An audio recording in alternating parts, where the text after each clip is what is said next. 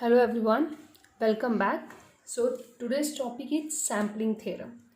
Before that, the question will arise that why we require study of discrete time signal when we already have continuous time signal. Okay, so the answer is that extended use of digital technology. You look it out that we use so many technologies there, but we know that in all real life signals are analog in nature, that is continuous in nature. So all the signals are continuous time signals. So here what we need, all the information is in CTS form, but we have to use DTS, that is discrete time signal. So here it becomes important to convert that CTS into a DTS. To convert this into this process is called as sampling. Okay, now we see why we require sampling. So if you want to get CTS back from DTS, we cannot this, but there is some condition. Now we will try to obtain that particular condition. Before that, what this sampling defines, let's see. That is reduction of a continuous time signal to a discrete time signal. So here, if you want to get CTS back from DTS, it is quite difficult, but we need some condition to obtain that particular DTS. Now we will see with the diagram. So there is one diagram of continuous time signal. Okay, so here that T represent time and MT represent message signal. Okay, MT represent message signal means it's carry information in the form of signal. Okay, now there is only a band limit signal. Why? Let me explain you. Here is band limit.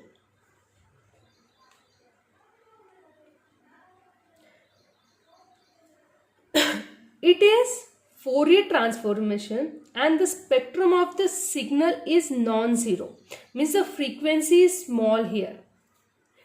So we will convert this continuous time signal into a Fourier signal. So this is another diagram of Fourier transforming. Here we have MT, which is frequency signal or frequency carriage signal, and this is a Fourier signal, that is m omega. It's an Fourier series, and these are the spectrum, that is omega m and omega m. So this is an Fourier transform signal of this CTS. Okay, now it will get more clear when we know that omega m denotes the maximum frequency component. This omega m is known as maximum frequency component. Okay, so omega m used more in this subject, so concentrate on this. Let's move. We solve this problem of omega m. We will clearly understand in next process, that is sampling n, why we convert this. So let's see what do you mean by sampling. Now sampling is what? It is a multiplier. This is a sampler. In a simple word, we can say sampler is an multiplier. Multiplier means multiplication of two signals. So here we are also using two signals to multiply. One is our MT, that is frequency signal, and another one is CT, that is continuous signal. So we will multiply MT and CT. Okay. Now we have seen already MT signal and CT is your periodic implies. Okay. As we know that sampler means what? It is a multiplier. So we need two signals to multiply it.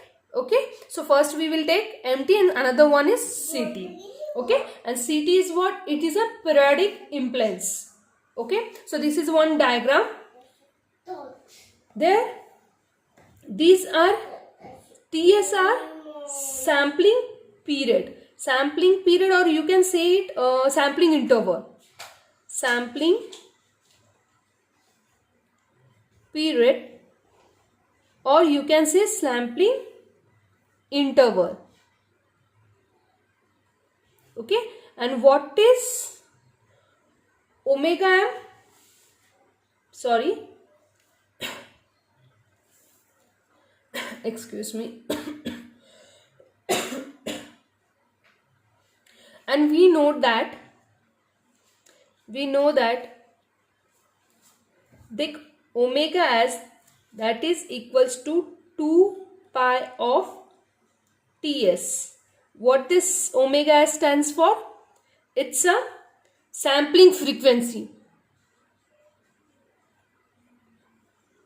It's a sampling frequency. Okay. Now multiplying this two, we will get this diagram, that is sampling T, that is Ts. Okay.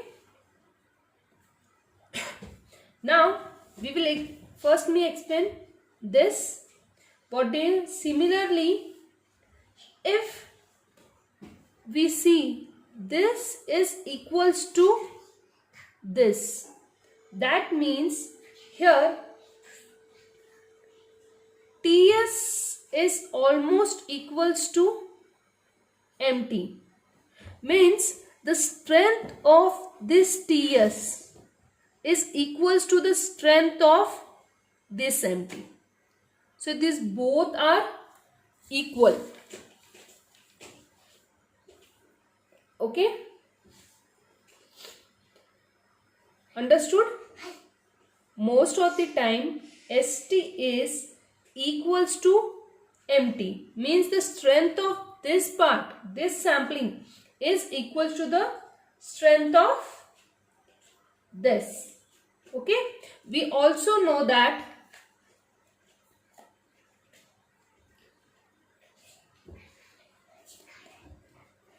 CT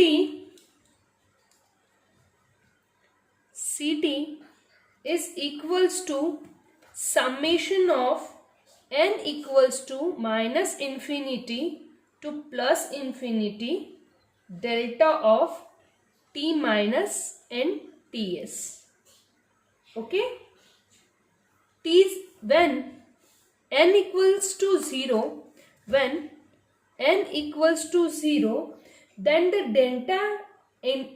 delta T, this means delta T implies represent in a origin, means when the value of n is 0, then that delta T is implies to a origin. Like this, when n equals to 1, then it will becomes delta T minus delta S.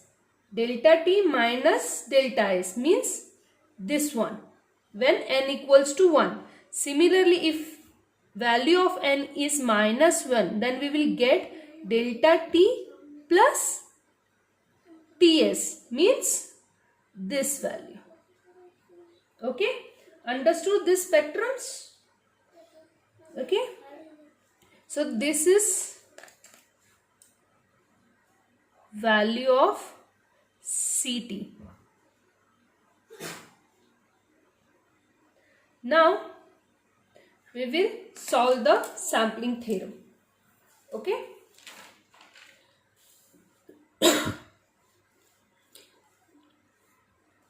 Now what we have? We have St, which is equals to what? Multiplication of Mt and Ct. Now what we want here? We want, our main aim is to find S of t equals to S of omega. Okay. Now we will replace it. S omega is equals to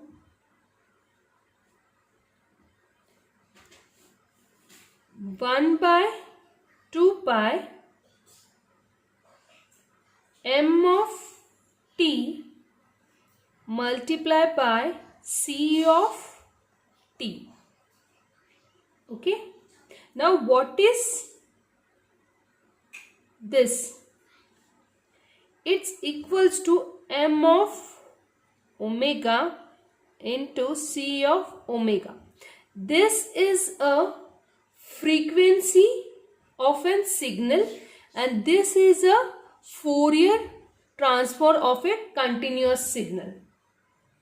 Okay. So this is an ft of Ct, where m omega is what? Sampling frequency. Omega is sampling frequency. So this is an frequency. Okay. So we can easily obtain S omega spectrum by simple signals. Now C omega is given by omega s summation of n equals to minus infinity to plus infinity delta of omega minus n omega s. So to simplify this, we have to obtain S omega. Okay. So let's solve this equation. So how to solve? Now we will take S omega here. S omega equals to what? 1 by 2 pi, okay, in bracket m, this m, their frequency is what? Omega, multiply by, instead of putting Ct, we will take C omega. C omega stands for what? Ws summation of n equals to minus infinity to plus infinity delta W minus NWS. Okay. So we just replace this, which is C omega. Okay, understood? We just replace this. Now we will solve it. We know that here Ws is what? 2 pi Ts. Now we will replace it by 1 by Ts. Okay. Now we will replace it.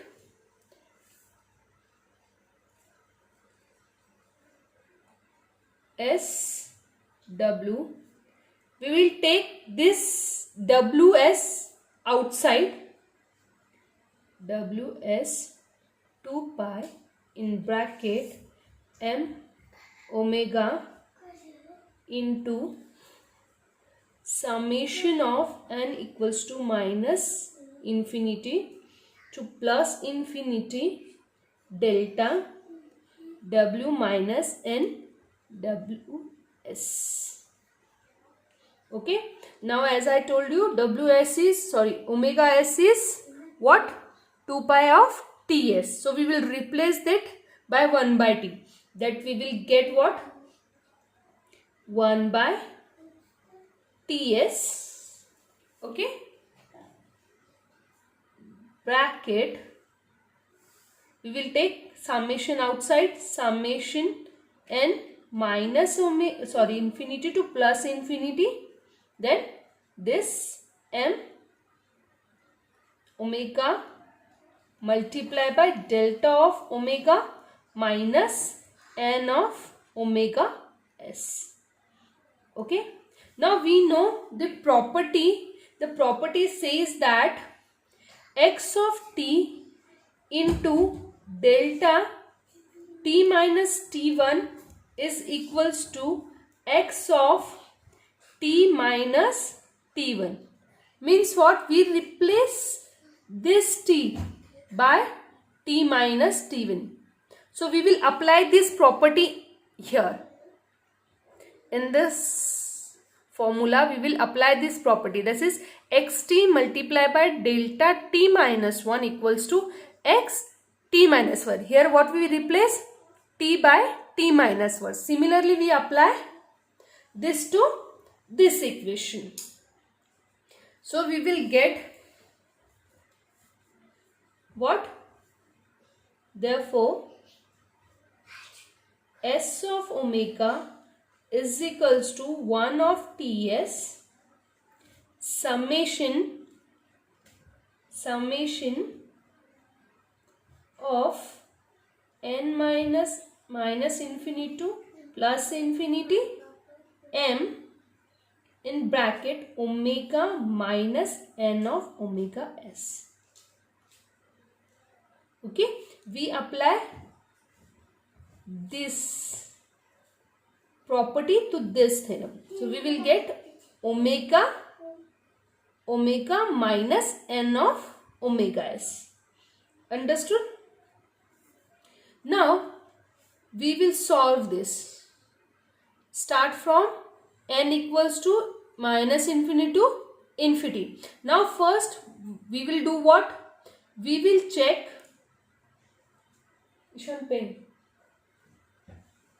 we will check if the value of n equals to 0, then what is the value of m omega?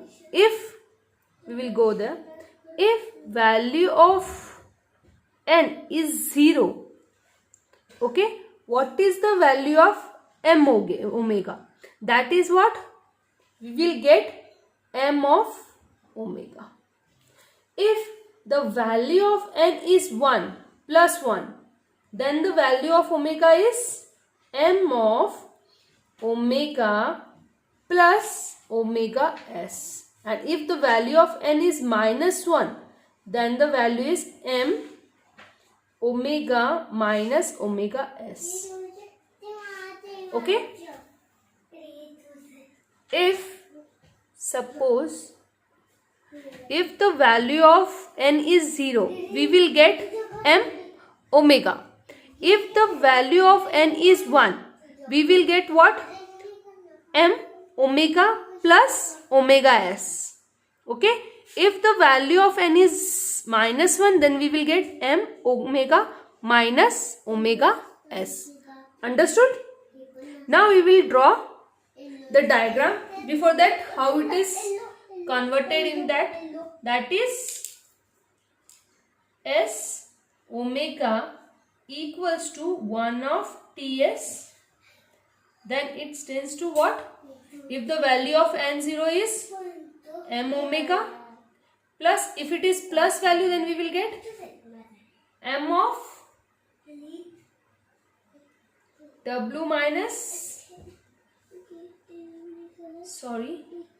ws continuous and okay. Sorry guys, here it is plus 1. Here it is minus 1 and here it is plus 1. Okay, when it is minus, then the value is plus. When it is plus 1, then the value is minus. Okay, sorry. Now we will get plus m of w plus omega s. Okay, so this is what we will get. Now we will plot a graph for it. So how it is shown by periodic graph, that is, okay, this is our SW, n is 0. So this is how it looks like.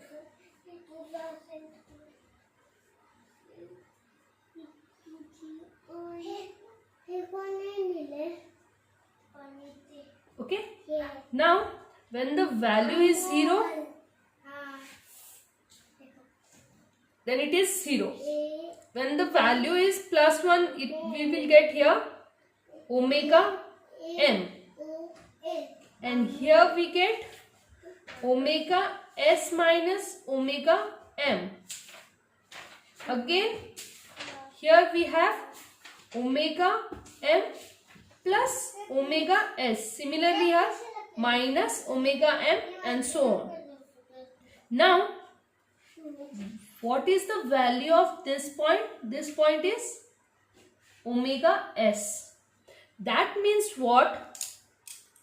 The value of this is greater than Wm. Mean value of omega s minus omega m is greater than what? Omega m, which implies that omega s, that is sampling frequency, is greater than 2 times of omega m. Understood? Here is omega s is greater than 2 times of omega m. So there is no overlapping satisfy gap between them. There is no overlapping. You see that this is this gap, means there is no overlapping. Sufficient gap is between them. So this gap is called as known as Gaussian band. Okay, or guard band, you can say. Guard band. Understood? Similarly, we can see that if we require to recover it, we will draw the diagram like this. Summation s minus, omega s minus omega m equals to omega m. That implies that omega s is equals to 2 omega m. This is how we will recover CTS by sampling. Here we are recover CTS. Okay. So let's see the diagram how we will get this.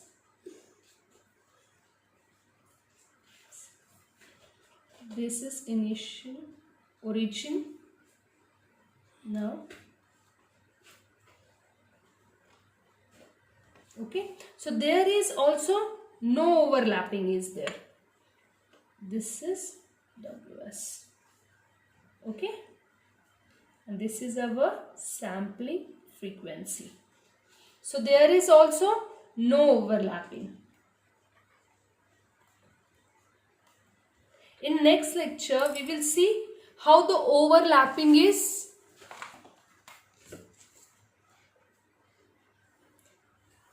solved. Okay, understood? So the main aim is what? Ws is equals to 2 omega m. So what the sampling theorem says? It says a signal can be represented in its samples and can be recovered by samples means what? Your omega s, and can be recovered by when sampling frequency is greater or equal to sampling frequency, means your omega s is greater than or equal to twice of maximum frequency of the component. Maximum frequency of a component, that is your omega m. That means omega s must be greater than or equals to what? twice of component present in the signal. Okay, so always remember this. This is very important.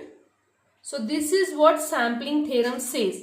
The sampling frequency should be greater than and equal to a component present in the frequency. Okay, understood? Thank you. See you in our next lecture. Thank you.